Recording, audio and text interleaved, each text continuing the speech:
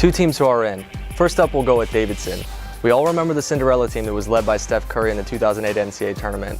Well, this year's Davidson team has a much different look. This is one of the hottest teams in the country after 9 convincing wins in a row. But remember, this is still a bubble team based on an overall profile that features an ugly strength of schedule. Another team that's still in is Purdue.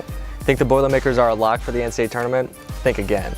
Losses to Gardner-Webb and Vanderbilt hurt, but consider the fact that they've only beaten mediocre teams. And the Ohio State and Iowa victories, they're just not as good as you'd think statistically. Basically, Purdue just needs to win in the Big Ten tournament and it should be fine. A bad loss could doom the Boilermakers. Two teams who are out. First, we'll go with Miami. The Hurricanes are in a tough spot. They've won 2 recent road games, but still they need to stage a deep run in the ACC tournament to make things interesting.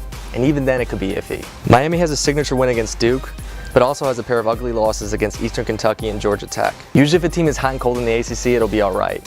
But it's a non-conference schedule that really doomed this team. It ranks 190th in the country. That's something the committee will absolutely notice.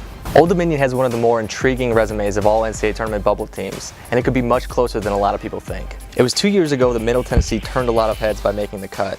The Monarchs have a profile that could surprise again. Yes, a strength of schedule in the 130s hurts, but if this team can get to the finals of the Conference USA tournament, it will have enough top 100 victories to make it interesting. Coach Mark Few has one of the best Gonzaga teams that he's ever assembled, but a loss to BYU kind of made us forget that. But here's the thing about Gonzaga. This team has the potential to go very far in the NCAA tournament. They're not a #1 seed and they won't be in a discussion for a #1 seed, but they might be one of the best #2 seeds that we've seen in a long, long time. If you're looking for a game to watch on Tuesday night, take a look at Green Bay at Valparaiso in the Horizon League Championship. These are 2 phenomenal mid-major teams that could stage Sweet 16 runs in the NCAA tournament.